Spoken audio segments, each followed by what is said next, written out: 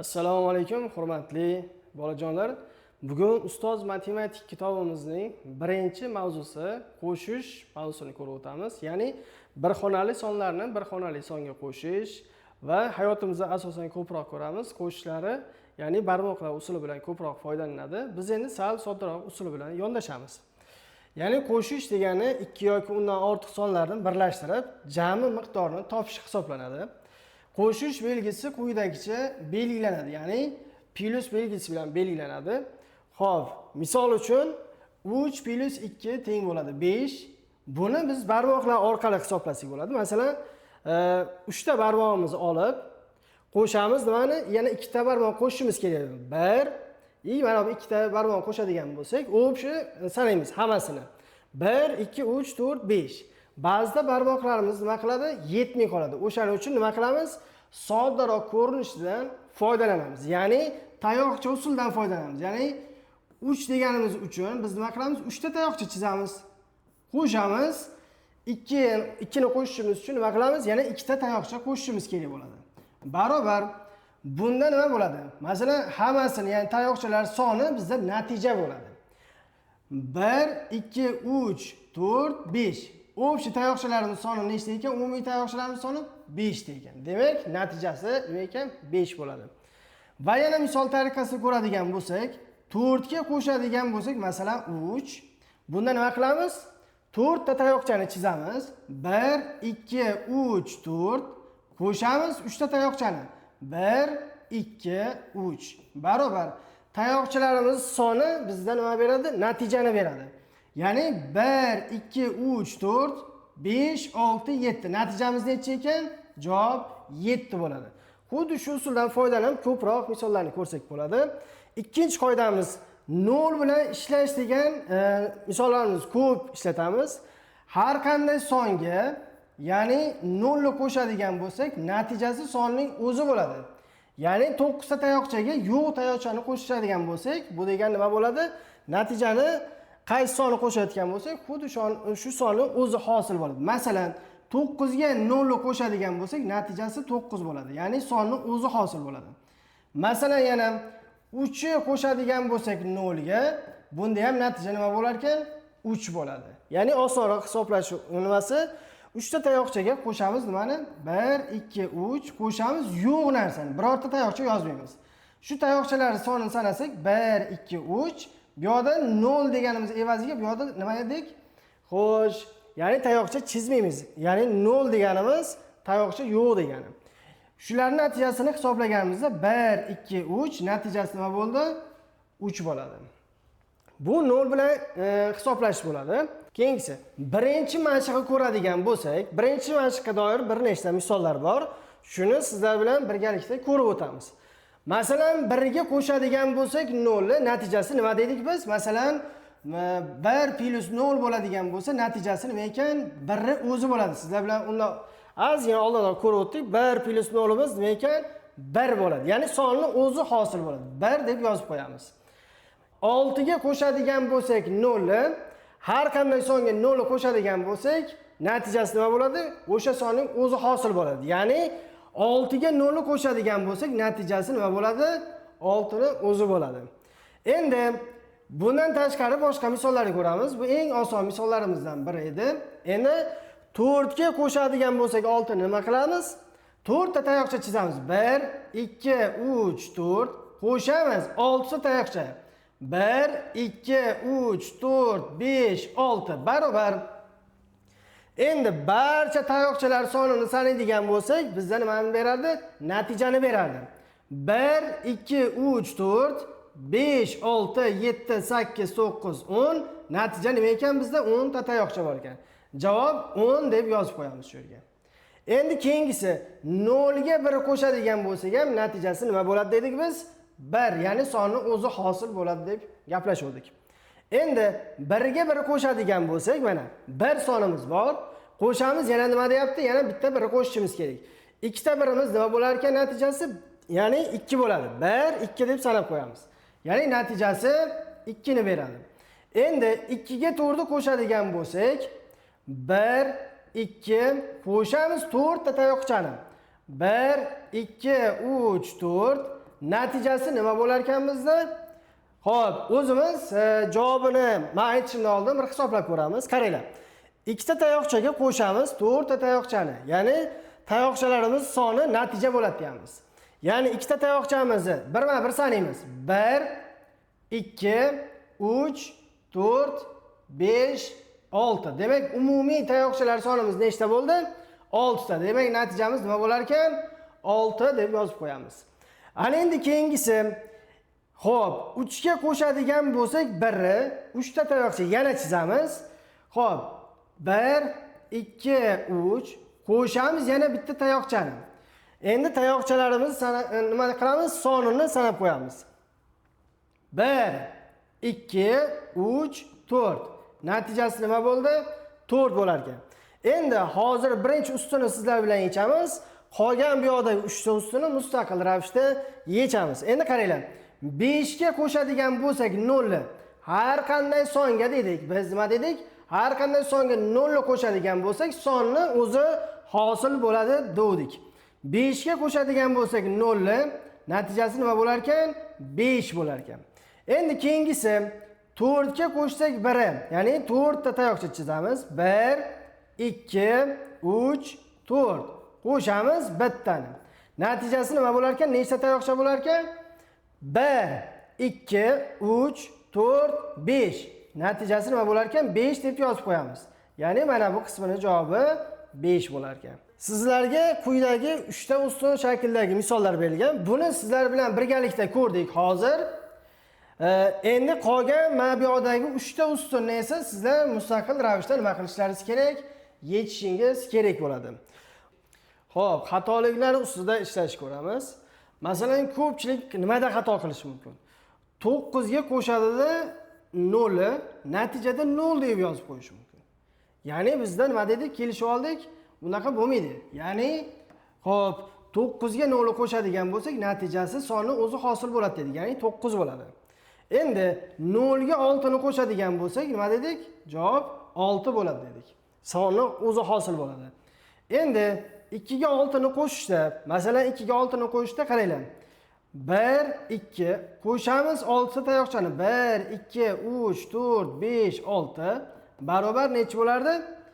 Hisoblaymiz. Tayoqchalar sonini 1 2 3 4 5 6 7 8. Natija nima bo'lar ekan? 8 deb yozib qo'yamiz. Endi asosan bolalar shoshib bu narsani 8 emas yoki boshqa son nima qilishi mumkin, yozishi mumkin. Asosan xatoni kamaytirish eng yaxshi uslubi, ya'ni tayoqchalarni to'g'ri sanashimiz kerak. Bu 1. Ikkinchilikda tayoqchalarda 2 ta dedimi, biz nima qilishimiz kerak? Aniq 2 ta tayoqcha yozishimiz kerak. Qo'shamiz, masalan bizda 6 ta deyaptimi? Demak 6 ta tayoqcha yozishimiz kerak. 1 2 3 4 5 6. Ya'ni shu tayoqchalar sonini aniq yozadigan bo'lsak va sanashda xato qilmasak bo'ldi. 1 2 3 4 5 6 7 8. Natija hozir ko'rganimizdek nima bo'ladi? 8 bo'ladi. Ko'pchilik xato qiladigani shu tayoqchalar sonini nima deydi? Tiqishtirib yozishi mumkin, mana bundoq qilib, mayda qilib yozishi mumkin. Shunda xatolik bo'lishi mumkin. Iloji boricha xatolikni oldini olish uchun tayoqchalar orasini ozgina ochibroq nima qilsak, sanashga osonroq bo'ladi. O'shani inobatga olsak ham o'zimizga yutuq bo'ladi. Ya'ni hisoblashimiz va sanashimizga nima qiladi? Ustunlik beradi bizga. Endi masalan kelinglar yana boshqacha bir misol ko'ramiz. 4 ga 5 qo'shing desa, ba'zilar shoshadi va 1 2 3 4 5 ta tayoqchani qo'shib, ya'ni men 4 ta qo'ydim, ya'ni 4 ta sanadim deb hisoblaydi. Ya'ni 5 ta tayoqchani o'zi bilmagan holda qo'shib qo'yish mumkin. Va misol uchun nima qilamiz? 5 ta tayoqchani 1 2 3 4 5 deb hisoblaganda 1 2 3 4 5 6 7 8 9 10 deb yozib qo'yadi. Bu ham nima bo'ladi? Qo'pol xatolardan bittasi. Tayoqchalar sonini nima qilishimiz kerak? Ya'ni to'g'ri joylashtirishimiz kerak bo'ladi. Ya'ni shuni qaytadan ko'rib chiqamiz yana bir marta. Tayoqchalarimiz soni nima edi? 4 ta. 1 2 3 4. Qo'shamiz 5 ta tayoqchani deyapti. 1 2 3 4 5 barobar. Endi nima qilamiz? Tayoqchalar umumiy sonini sanab chiqamiz. 1 2 3 4 5, 6, 7, 8 va 9. Natijasi nima bo'ldi? Bizda 4 ga qo'shadigan bo'lsak 5, natijasi 9 bo'lar ekan. Xuddi shunaqa qilib biz xatoliklarni oldini olishimiz mumkin. Faqat tayoqchalar sonini to'g'ri yozishimiz kerak, qo'shishimiz kerak va tayoqchalar sonini 5 ta deyotgani uchun 5 ta tayoqchani chizib chiqishimiz kerak va bu yoqda 4 ta tayoqchani chizganimizdan keyin to'g'ri sanasak bo'ldi, natijasi aniq chiqadi. Ya'ni 1, 2, 3, 4 qo'shamiz 5, 6, 7, 8 va 9. Natijasini aniq olsak bo'ladi. Keyingi sonimiz, ya'ni 2 xonali songa 1 xonali sonni qo'shish ko'rib o'tamiz. Bunda ozgina murakkabligi bor. Bunda tayoqchalar sonini sanaydigan bo'lsak, vaqtimizni ancha yeb qo'yadi. Ya'ni ko'p vaqt sarflashimizga to'g'ri keladi. O'shaning uchun yana ham qisqaroq qilishimiz uchun, ya'ni yana ham qisqaroq qilib tushunib olishimiz uchun yoki yechishimiz uchun sal boshqacharoq yondashamiz endi. Bunda ham tayoqchalar usulidan foydalanamiz, sal boshqacharoq usul bilan nima qilamiz? Foydalanib o'tamiz. Endi masalan 12 ga 1 qo'shadigan bo'lsak, eng katta sonimiz 12, to'g'rimi? O'shani o'zimizni miyamizda hisob qilamiz va 1 qo'shing deyapti. 12 dan keyin nima qilamiz? Bitta tayoqchani, kichkina sonini tayoqchasini yozib qo'yamiz. 12 dan keyin keladigan sonimiz nechi bo'ladi? Ya'ni 12 dan keyin bitta son qo'shing deyapti. Ya'ni 12 dan keyin 1 qo'shadigan bo'lsak, 13 deb sanaymiz. Bizda hozir 12 ta tayoqchamiz bor. Shuni nima qilamiz? Bittani qo'shadigan bo'lsak, bitta tayoqchani qo'shadigan bo'lsak, 12 dan keyin kelayotgan sonni hisoblashimiz kerak. 12 dan keyin nima keladi? 12, 13 deb hisoblasak bo'ladi. Ya'ni natijamiz 13 bo'ladi. Endi keyingisi, masalan 6 qo'shilgan 11 desa, 6 kattami, 11 kattami? Demak, bizda nima bo'ladi? 11 ni eslab qolamiz. Nisbatan kamroq tayoqcha chizishimiz kerak. Ya'ni 11 ni eslab qolgan holda, mana 11 ni eslab qolgan holda nima qilamiz? 6 ta tayoqcha chizamiz. 1, 2, 3, 4, 5, 6. Endi buni nima qilamiz? Hisoblaymiz. 11 dan keyin 6 ta tayoqchani ketma-ket 12 dan boshlab sanaymiz. Qaranglar. 11 dan keyin kelayotgan sonimiz 12, 13, 14, 15, 16 va 17. Demak, natijamiz nima ekan? 17 bo'ladi. Shuna qilib, ya'ni osonroq yechsak bo'ladi. Masalan, keyingisi 4 ga qo'shadigan bo'lsak 9 nima bo'ladi? Eng katta sonimiz nima ekan? 9. 9 ni eslab qolgan holda, mana 9 ni eslab qolamiz. 9 dan keyin 4 ta tayoqcha chizishimiz kerak ekan. 1, 2, 3, 4. Endi nima qilishimiz kerak ekan? Shu 9 ta tayoqchamizga 9 ga qo'shishimiz kerak 4 ta tayoqchani. Ya'ni sanashi nima qilamiz? 9 dan keyin kelayotgan songa qaraymiz. 9 dan keyin nima keladi? 10. 10, 11, 12, 13. Natija nima bo'lar ekan? 13 deb yozib qo'yamiz. Keyingisi, masalan 8 ga qo'shadigan bo'lsak 5. 8imiz nima bo'ladi? Kattaroq nisbatan 5 ga qaraganda. O'shaning uchun nima qilamiz? 8 ni eslab qolamiz o'zimizni miyamizda va nima qilamiz? Qo'shamiz 5 ta tayoqchani. Ya'ni, xo'p, mana 1, 2, 3, 4, 5. 8 ga qo'shadigan bo'lsak 5 ni 8 dan keyin nima keladi? 9. 9, 10, 11, 12, 13. Demak, natijamiz nima ekan? 13 bo'ladi.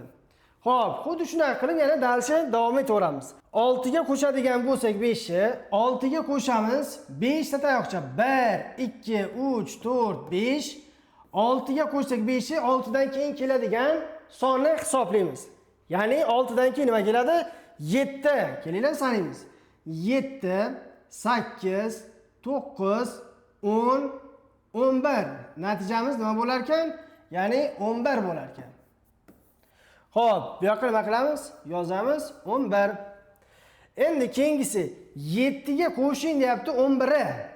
7 ga qo'shishimiz kerak ekan nimani? 11. Endi 11 ni o'zini hisoblab qo'yamiz. Mana 11 deymiz. Qo'shamiz. Bu tayoqchaga o'xshab qolmasligi uchun alohida dumaloq qilib qo'yamiz. Bu 11 sonimiz bu. 11 ga qo'shamiz 7 ni. Demak, 7 ta tayoqchani chizish nisbatan 11 ta tayoqchani chizishga qaraganda nisbatan osonroq. 1, 2, 3, 4, 5, 6, 7 barobar. 11 dan keyin keladigan sonimizni sanaymiz. 11 dan keyin 12, 13, 14, 15, 16, 17, 18. Natijamiz nima ekan? 18 bo'ladi. Endi keyingisi 12 ga qo'shamiz. Masalan, nimani? 5 ni. 12 sonimiz 5 ga qaraganda nima bo'ladi? Kattaroq bo'lgani uchun nima qilamiz? 12 sonini o'zini yozib olamiz. Qo'shamiz. Nimani? 5 ni. 5 ta tayoqcha chizamiz yana. 1, 2, 3, 4, 5 barobar. 12 ga 5 qo'shadigan bo'lsak, 12 dan keyin keladigan sonni sanaymiz. 12 dan keyin 13, 14, 15, 16, 17. Demak, natijamiz nima ekan? 17 bo'ladi. Ya'ni yana bitta narsani eslab qolaylik.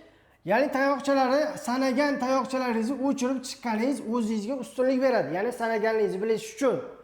Keyingisi 3 ga qo'shadigan bo'lsak, masalan, 16 ni.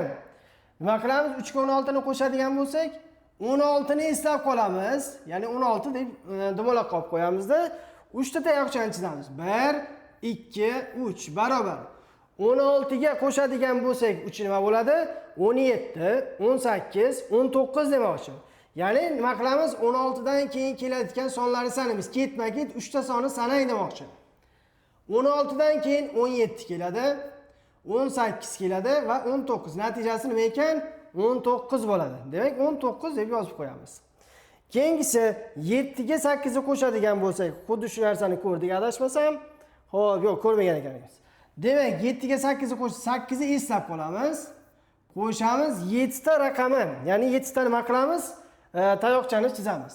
1, 2, 3, 4, 5, 6, 7 barobar. 8 dan keyin kelayotgan ketma-ket 7 ta sonni sanaymiz. 8 dan keyin kelayotganimiz 9, 10, 11, 12, 13, 14, 15. Natijamiz nima ekan? 15 bo'ladi. 15 deb yozib qo'yamiz. Xo'p, 3 ga qo'shadigan bo'lsak 8 ni, xuddi shunga o'xshash misol yana yuqorida yozamiz. Nima qilamiz? 8 qo'shamiz. Ya'ni kattasi 8 bo'lgani uchun 8 ni alohida bu yoqqa nima qilamiz? Yozib qo'yamiz dumaloq shaklda. Qo'shamiz 3 deyapti. 1, 2, 3. Demak, 8 dan keyin kelayotgan 3 ta raqamni ko'rishimiz, 3 ta sonni ko'rishimiz kerak. 8 dan keyin kelayotgan 3 ta sonimiz 9, 10, 11. Demak, nima ekan? Natijamiz 11 bo'lar ekan.